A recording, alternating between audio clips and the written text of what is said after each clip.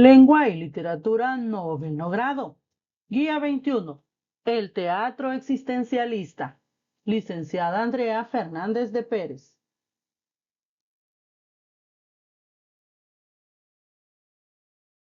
Realizamos las actividades en el libro de texto. Páginas 156 a las 161 para esta semana. Recuerda trabajar a lápiz.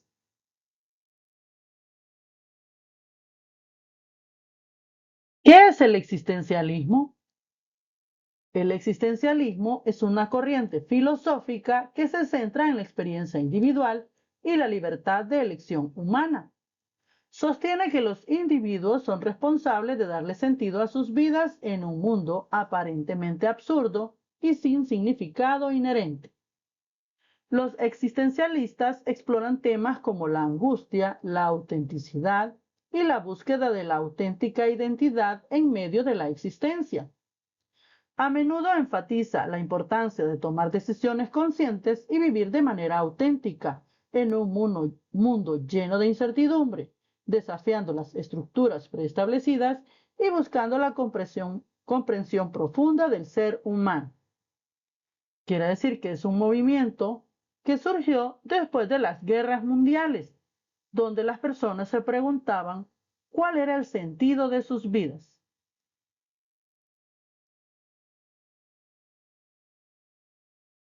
Página 156. Anticipación. Actividad número 1. Leamos el siguiente texto. La señora en su balcón. Entra Julio, hombre de 40 años, en mangas de camisa. Julio, ¿otra vez las 9? ¿Otra vez café con leche? Y el viaje hasta la oficina. Clara, es maravilloso, Julio. Las calles cambian de hora en hora. Nunca son la misma calle. ¿No te has fijado? ¿A que nunca llegas a la misma oficina por la misma calle? Yo quiero ser tú, para ir a trabajar en la mañana y cruzar la ciudad a la hora en que la cruzan ustedes los que hacen el mundo. Porque la cruzo a la hora en que la cruzan los que hacemos la comida. Pero si quieres te acompaño hoy en el viaje hasta tu oficina. Julio, no digas tonterías. ¿Cómo va a ser maravilloso ir a la oficina llena de tontos por calles también tontas e iguales? Ah, un día me iré de viaje, pero un viaje verdadero, lejos de esta repetición cotidiana. ¿Sabes lo que es el infierno? Es la repetición. Y todos los días repetimos el mismo gesto, la misma frase, la misma oficina, la misma sopa. Estamos en el infierno, condenados a repetirnos para siempre. Clara, no hables así, me afliges mucho. Me parece que soy yo la que te ha condenado a la repetición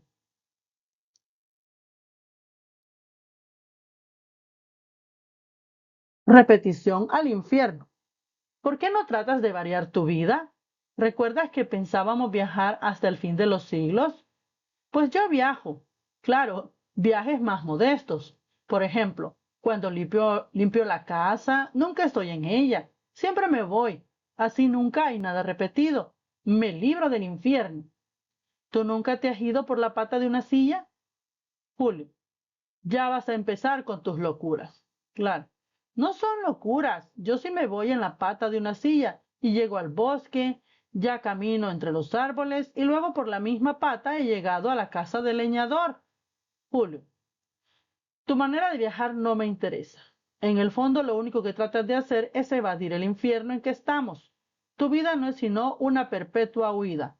Ahora, como ya no sabes a dónde ni cómo escaparte, te escapas por las patas de las sillas. Clara, ¿me escapo? ¿Crees que realmente estamos en el infierno?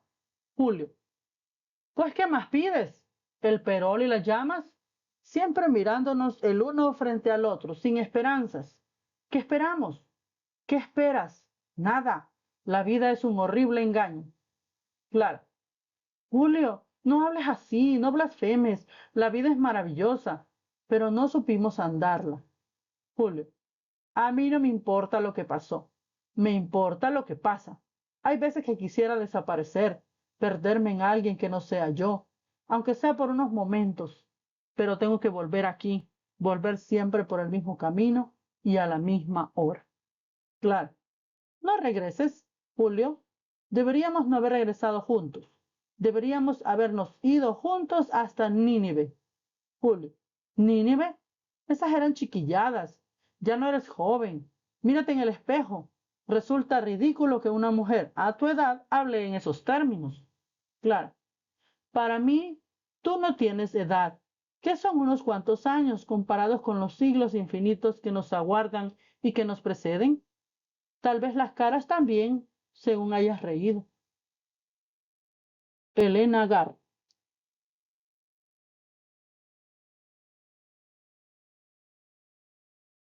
Actividad número 1, página 156. Resolvemos en el cuaderno. Literal A. ¿Por qué Julio se siente cansado de su rutina diaria? B. ¿Qué representa el deseo de Julio de realizar un viaje verdadero? C. ¿Cuál es el mensaje o la crítica que el autor transmite a través de los diálogos de Julio y Clara? ¿Has tenido tú esa sensación de no saber qué hacer con tu vida? ¿Todo te parece repetitivo y monótono? ¿Quisieras ser otra persona o viajar a otro lugar? ¿Qué opinas de ese sentimiento?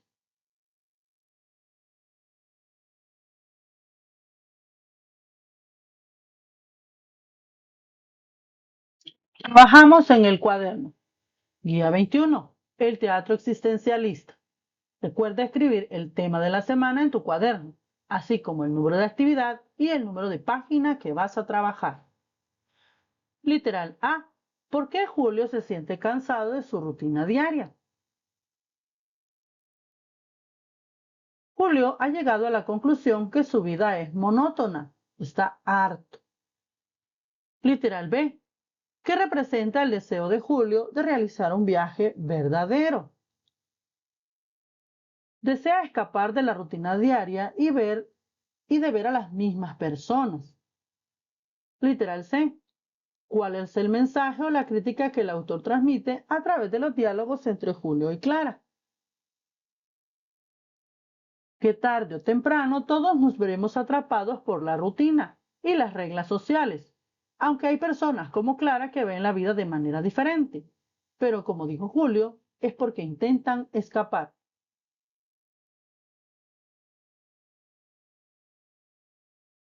Página 157. Construcción. El teatro existencialista. Actividad número 2. Leamos la siguiente información. El teatro es considerado existencialista cuando se interesa por la condición humana. Tiene su origen en la corriente filosófica, también denominada existencialista, que surge a mediados del siglo XIX en Europa, pero cuyo reconocimiento a nivel mundial no llega sino hasta mediados del siglo XX. En cierto modo, esta corriente filosófica surge a partir del decadentismo, corriente literaria y filosófica que buscaba evadir la realidad que se vivía diariamente. A finales del siglo XIX, el existencialismo cobró mayor fuerza y destronó al decadentismo. Prieto Prini, en su artículo Las tres edades del existencialismo, lo divide en tres edades distintas de gran relevancia en la historia del pensamiento europeo. La primera edad inicia en 1830 y se le conoce como el existencialismo romántico. Recuerda, son tres edades que describió Prieto Prini. El existencialismo romántico. Este coloca el yo en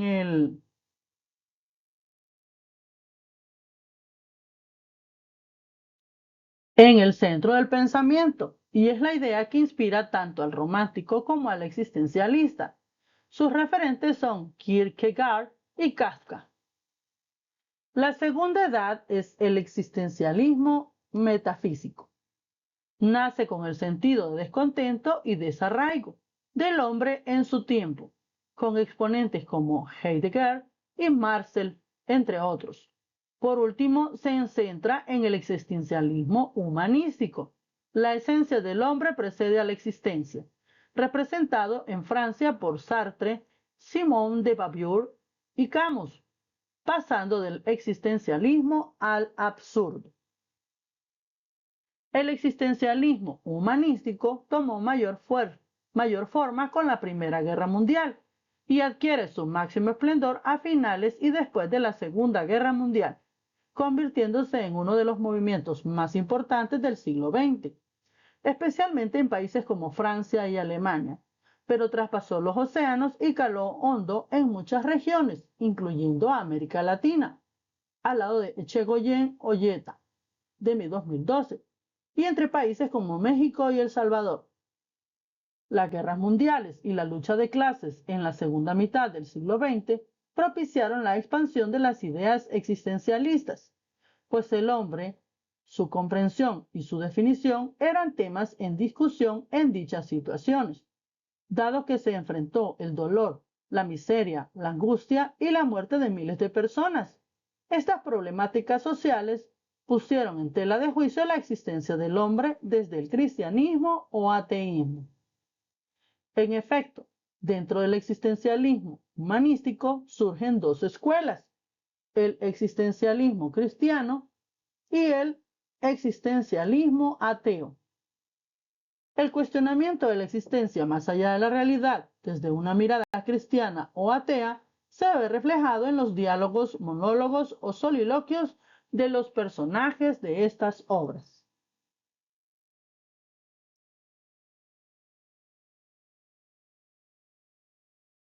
Página 158. Características del existencialismo. La existencia se antepone a la realidad. La angustia ante la vida se apodera del individuo. La realidad es un mundo sin sentido totalmente absurdo. El hombre busca encontrarse y comprenderse a sí mismo. Muestra el conflicto individual y colectivo entre el bien y el mal. Cuestiona valores y costumbres. Presenta elementos simbólicos sobre la vida. Conozcamos a Søren Kierkegaard, Copenhague, 1813-1855, o Copenhague, como dicen algunos. Fue un filósofo y teólogo de origen danés. Fue un precursor del existencialismo moderno. Su filosofía se centra en la condición de la existencia humana, en el individuo y la subjetividad, en la libertad y la responsabilidad, en la desesperación y la angustia. Veamos ahora otros autores y obras teatrales de Europa y de Latinoamérica. Miguel de Unamuno con la obra Niebla, 1914. Jean-Paul Sartre, Las moscas en 1943 y A puerta cerrada en 1945. Simone de Beauvoir, Las bocas inútiles de 1957. Albert Camus, Los justos de 1949 y Calígula de 1945. Samuel Beckett, Esperando a Godot de 1952. Álvaro Menéndez Leal, Luz Negra, 1962. Elena Garro, La señora en su balcón, 1959. Y Jorgelina Cerritos, Al otro lado del mar, en 2017.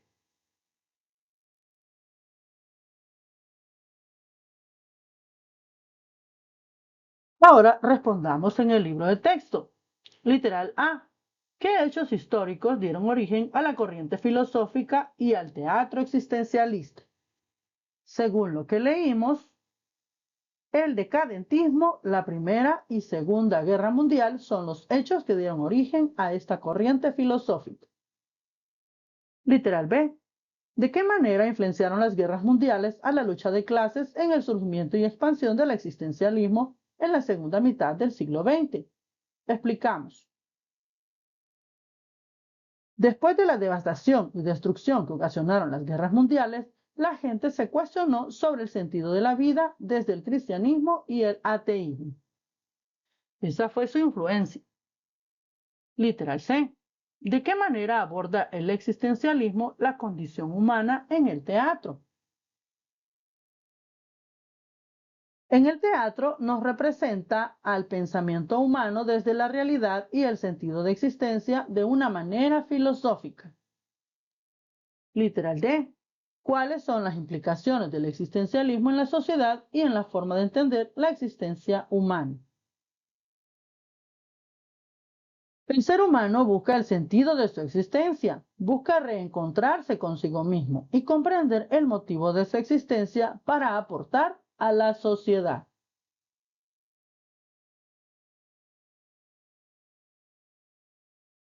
Página 159. La representación teatral. Actividad número 3. Leamos la siguiente información. La representación. El teatro es un espectáculo colectivo en el que intervienen varias personas para representar una obra dramática ante un público.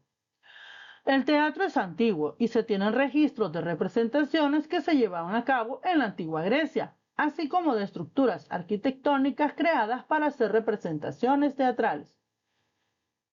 Cuando alguien escribe una obra de teatro, lo hace pensando en su representación, es decir, el autor crea una historia para ser oída y vista por un gran número de personas. Por eso escribe el diálogo de los personajes e indica a través de las acotaciones cómo deben ser sus movimientos, expresiones y acciones.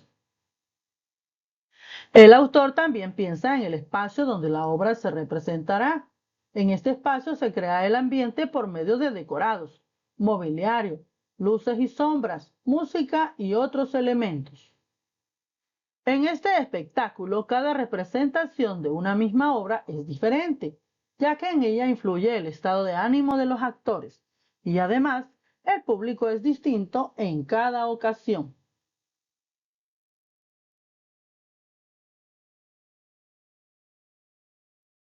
Algunos elementos de la representación teatral son el texto. Se escribe en forma de diálogo, monólogos o soliloquios para los actores y actrices. Además, contiene acotaciones que sirven para describir de mejor manera los espacios y, en algunos casos, hechos o actuaciones de los personajes. Actuación. Utilización de los gestos, movimientos y proyección de la voz para darle vida a un personaje. Escenografía. Son todos los insumos que contribuyen a ambientar la representación teatral, haciendo referencia al espacio físico, histórico y social en que se desarrollan las acciones. Luz o iluminación. Diseño de iluminación según el ambiente para cada escena. Vestuario. Trajes para la representación. Ofrecen información sobre el personaje y ayudan a crear el ambiente, indicando factores de clase social, rasgos de personalidad y características físicas. Maquillaje. Consolida el personaje mediante su caracterización exterior. Utilería.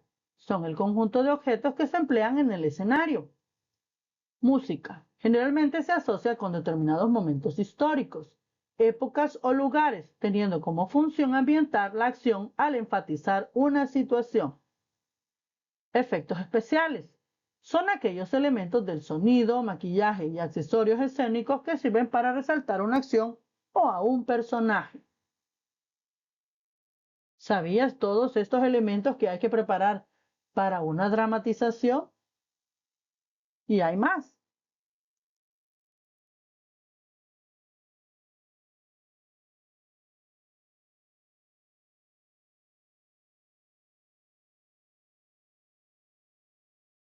Página 160. Consolidación. Actividad número 4. Leamos en voz alta el siguiente texto. Calígula. Escena 4. La escena permanece vacía unos instantes. Calígula entra furtivamente por la izquierda. Tiene expresión de enajenado. Está sucio, con el pelo empapado y las piernas manchadas. Se lleva varias veces la mano a la boca. Se acerca al espejo y, deteniéndose en cuanto ve a su propia imagen, masculla palabras confusas. Luego se sienta a la derecha con los brazos colgando entre las rodillas separadas. El icón entra por la izquierda. Al ver a Calígula se detiene en el extremo del escenario y lo observa en silencio. Calígula se vuelve y lo ve. Escena 5. Helicón. Buenos días, Cayo. Calígula. Buenos días, Helicón. Helicón. Pareces fatigado. Calígula.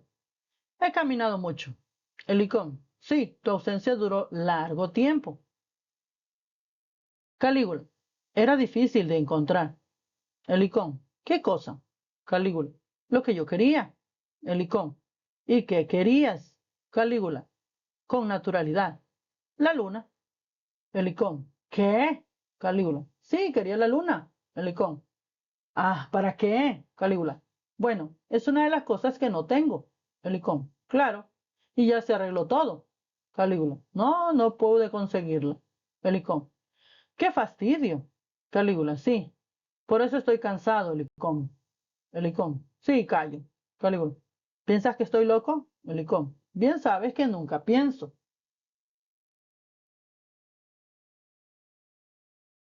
Calígula. Sí, en fin, pero no estoy loco aún, mas nunca he sido tan razonable. Simplemente sentí en mí de pronto una necesidad imposible. Las cosas tal como son no me parecen satisfactorias. Helicón. Es una opinión bastante difundida. Calígula. Es cierto, pero antes no lo sabía. Ahora lo sé. El mundo tal como está no es soportable. Por eso necesito la luna o la dicha o la inmortalidad, algo descabellado quizá, pero que no sea de este mundo. Helicón. Es un razonamiento que se tiene en pie, pero en general no es posible sostenerlo hasta el fin. Calígula.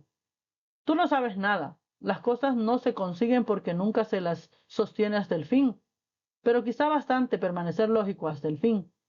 También sé lo que piensas. ¿Cuántas historias por la muerte de una mujer? Pero no es eso. Creo recordar, es cierto, que hace unos días murió una mujer a quien yo amaba. ¿Pero qué es el amor? Poca cosa. Helicón. ¿Y cuál es la verdad? Calígula. Los hombres mueren y no son felices. Helicón. Vamos, callo. Es una verdad a la que nos acomodamos muy bien. Mira a tu alrededor. ¿No es eso lo que les impide almorzar? Calígula. Entonces todo a mi alrededor es mentira y yo quiero que vivamos en la verdad. Y justamente tengo los medios para hacerlos vivir en la verdad, porque sé lo que les falta. Helicón. Están privados de conocimiento y les falta un profesor que sepa lo que dice. Helicón.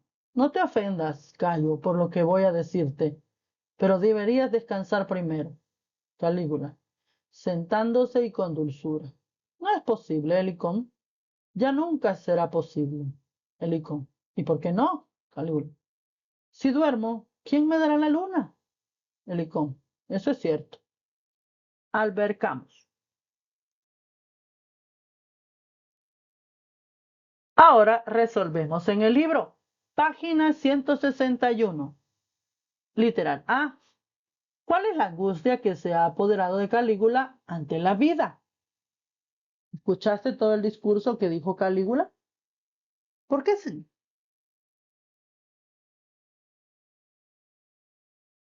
Él comenta que ha fallecido una persona muy importante y eso le ha quitado las ganas de vivir. No encuentra sentido a la vida. Literal B. Expliquemos el significado de la siguiente frase. Las cosas tal como son no me parecen satisfactorias. Ha llegado a un punto que nada le agrada. La vida no tiene sentido y busca algo que lo tenga como poseer la luna. Literal C. ¿Cómo actúa el icón ante la realidad sin sentido de Calígula? Él lo escucha sin juzgar y trata de animarlo. Sin embargo, se sorprende de las palabras descabelladas de su amigo. Literal D. ¿Qué elementos simbólicos se presentan en el fragmento? Elementos simbólicos como la muerte, la luna. Veamos. La muerte porque él ha perdido a su ser amado. La luna porque representa lo imposible de conseguir, que tal vez pueda satisfacerle tener para aliviar su pena.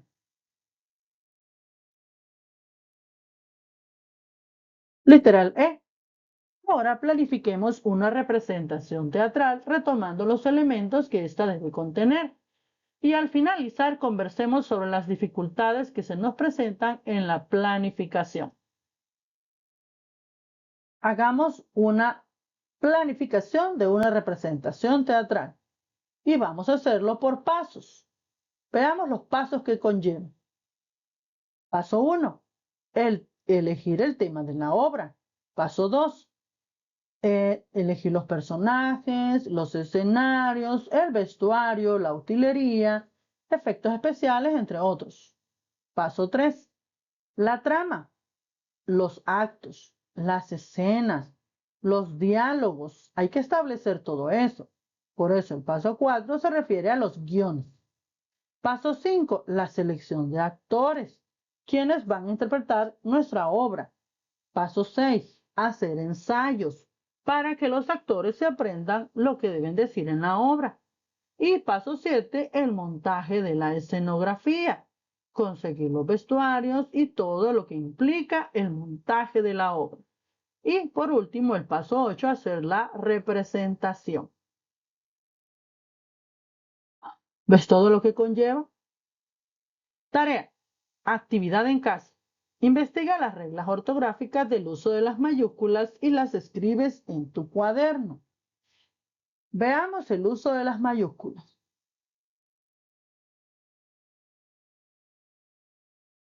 Uso de las mayúsculas. Hay 10 reglas importantes. 1. Se escribe mayúscula al principio de un escrito. Érase una vez. 2. Se escribe mayúscula en títulos de dignidades, autoridades o atributos divinos. Secretario, santo, etc. 3. Se escribe mayúscula después de punto y seguido, punto y aparte. Se hizo de día, la gente entró. 4. Con mayúscula los nombres de instituciones, como Secretaría de Educación Pública, etc. 5.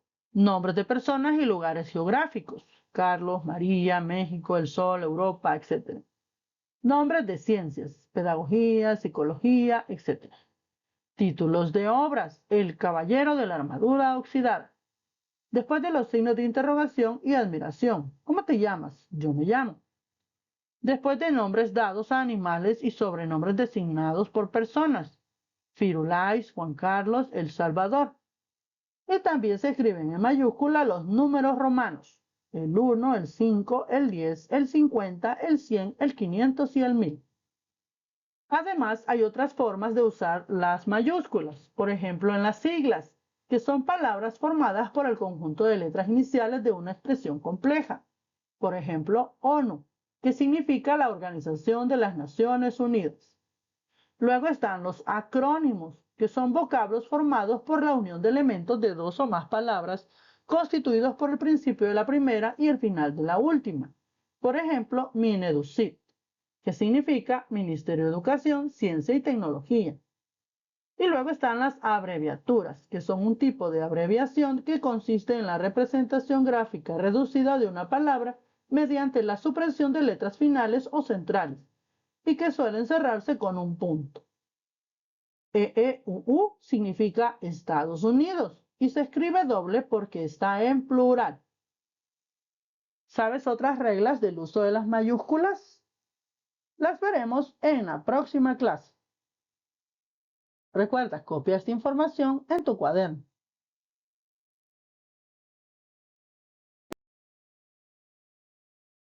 Eso es todo. Muchas gracias por tu atención. Hasta la próxima semana. Dale mi like y suscríbete. Saludos a las promos 2025 en El Salvador.